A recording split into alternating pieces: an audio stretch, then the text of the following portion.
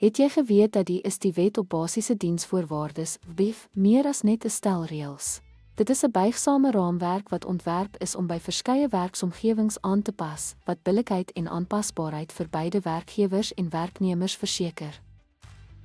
Die WBIV laat variasies in diensvoorwaardes op die volgende maniere toe: deur middel van kollektiewe ooreenkomste. Voorwaardes kan gewysig word deur ooreenkoms tussen werkgewers en vakbonde by bedingingsrade.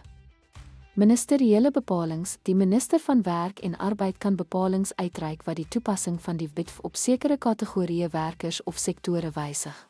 Individuele ooreenkomste. Werknemers wat bo 'n voorgeskrewe verdienstedrempel verdien, kan individueel met werkgewers ooreenkom oor verskillende werktydreëlings.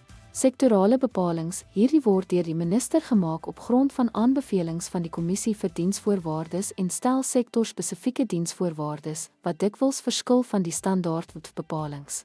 Variasies moet altyd die basiese beginsels van billikheid handhaaf en nie die fundamentele regte van werknemers ondermyn nie. Ten slotte, die WBIV laat die variasie van diensvoorwaardes toe deur middel van kollektiewe ooreenkomste, ministeriële bepalings en sektorale bepalings, mits hierdie variasies nie werknemersregte in gevaar stel nie. Dankie dat u by ons aangesluit het.